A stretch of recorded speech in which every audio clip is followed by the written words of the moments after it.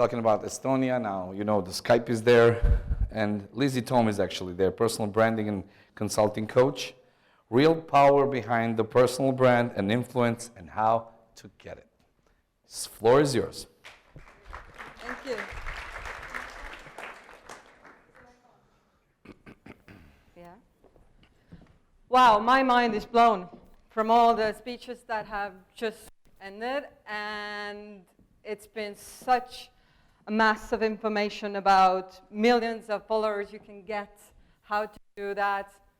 So I'm actually want to take you to another journey, but before that, the last speech, final image was the Avengers, not the Galaxy, the Guardians of the Galaxy, and I'm a huge fan of Avengers, so I'm really happy that they showed that, and I wanted to just correct that it's not only the Galaxy, but the whole universe of Avengers. But, so you've had a lot of view from the outside, what you should do for the outside. And you have the possibility to do the 30-second speech. What I try to offer you now, if you take it, is to actually go inside you.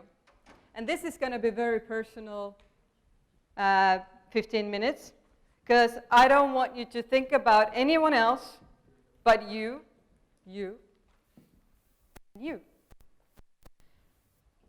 So take a moment, close your eyes if you feel comfortable here. If not, don't. And try to remember the last time you felt so good in doing something that you didn't even remember picking up your phone and taking a picture of it. You had to really try hard to do something, push your limits, bring some effort to it, and you completely lost the count of time, wired, what you have to do as a communicator or an influencer. And just try to remember the feeling of it. Just the feeling. How did it feel? Just got my psychology diploma. I should have got it today.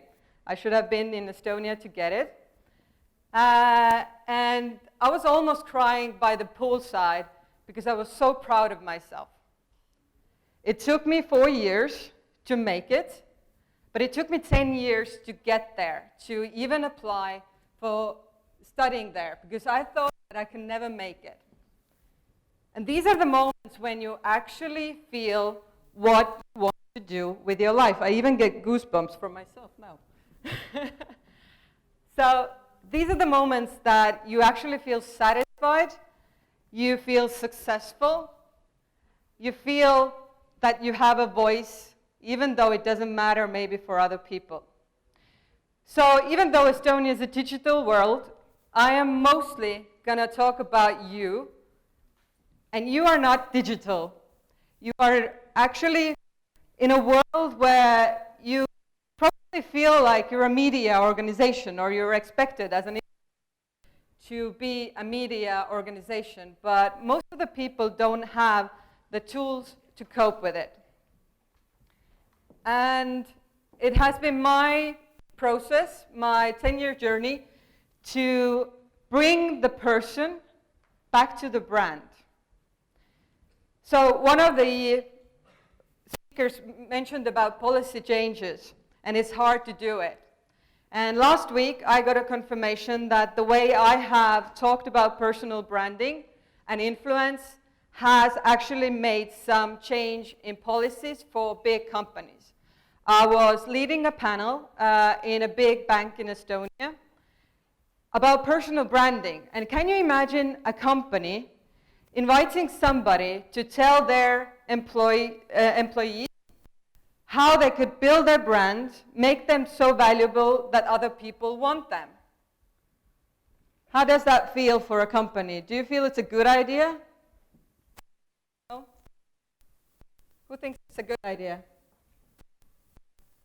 I think it's a good idea. And I'm sad that there's only a few hands here.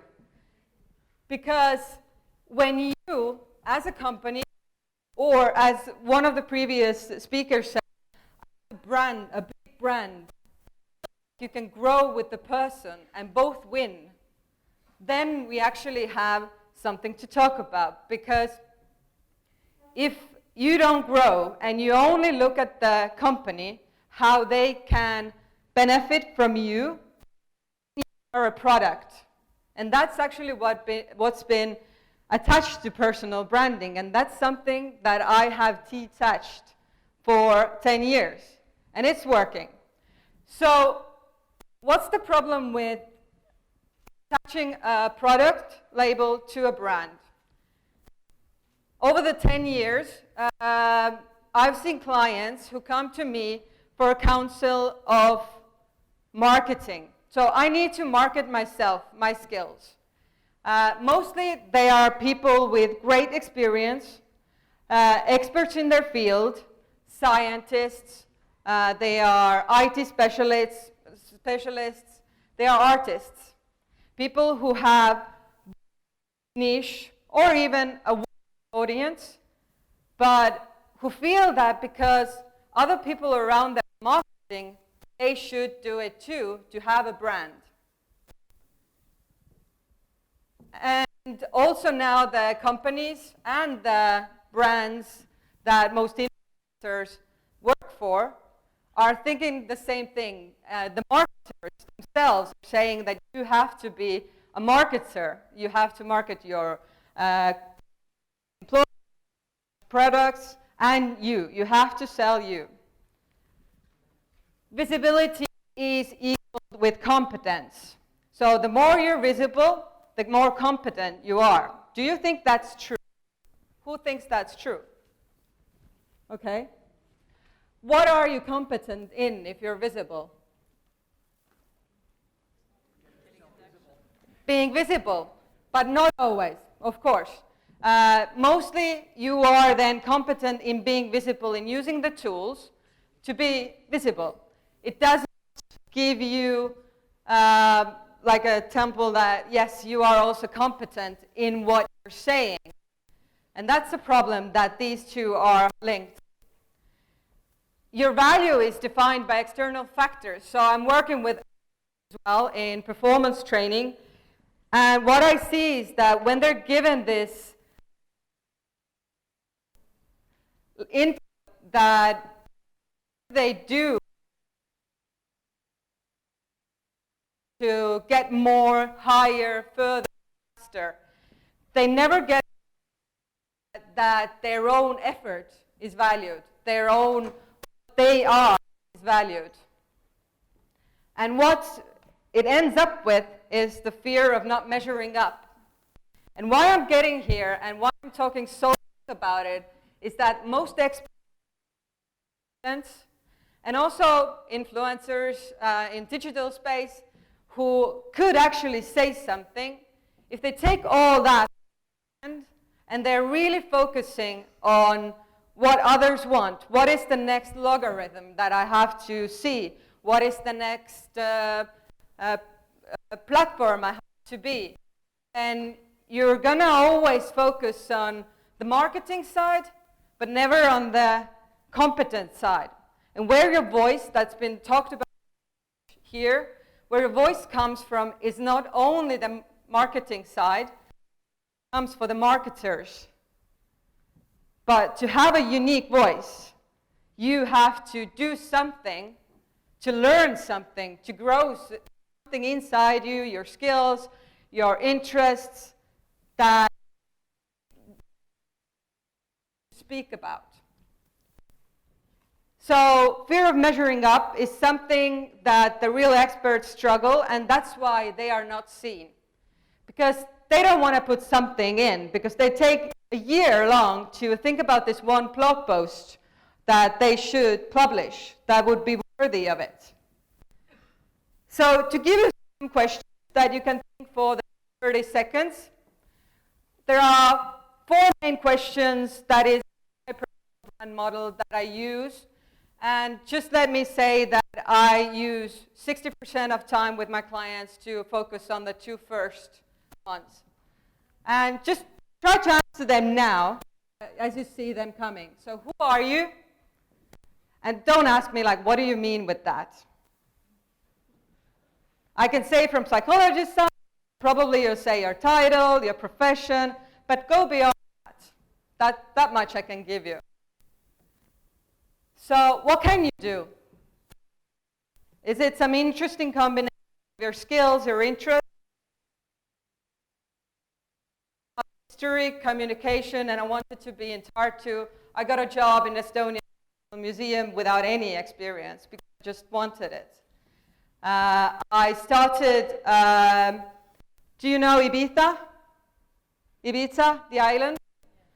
Tell me another word that describes Ibiza. Party, I heard that most. I started to combine Ibiza and hiking. How successful do you think I was? Yeah. Well, after 5 years, I still have people inquiring me to give advice or guide them in their trips. And I stirred the local small community of hikers who were giving that as a service. And they started saying something like, we are the real original hikers. So hiking in Ibiza, and it took me 6 months of blogging and actually hiking. So who do you influence? Who is your target group? You know all that question. But who is that person you actually want to be with? Not that you know who gives you the money, but who is somebody you feel comfortable being with. And where are you visible? So we've talked about platforms, but I say that it's easier sometimes to get the traditional media, and I dare say that traditional media actually gives you more power as a digital influencer just as well. Legitimate, to kind of make you legitimate. And the last be something you start with in the first place. Why, oh why? Why digital? Why social media? Why being influencer? Why this topic? If you know these questions, and I've built like a whole personal brand audit around that, which is quite long, but it's worthwhile. People come out as really good salesperson after that about it's okay what I post because they already know what they're about, what is their value. They don't have to worry about the logarithms, because they know what they do and they're always step ahead in their game. So I've always answered these same 5 questions when I do something. And well, I have been influencer for introduced to him as a friend of Norway because I was it's just a fantastic country. For sheltering cats and for personal branding in a way where the person is more important than the brand, because without the person, there's not going to be a brand. So there is a challenge to take, and they said that I have 20 people who do that. I have giveaways. One is that, the other's a bit smaller. So if you want a cup, which is, trust me, I'm an influencer, because it's important. Think about the first thing I asked you. What do you really enjoy doing? What's unique for you professionally? Take a picture either from here if you don't have running around with your, sneakers in early morning somewhere. Well, probably you do actually. Take a picture or video, tag me, and put my rules, because they are your rules. And just post it either in Instagram, Twitter is just Liisi, or Facebook. And if you're here and you do it during this day, today or tomorrow, come to me and I'll give you the prize for 20 people. And last but not least, know you first.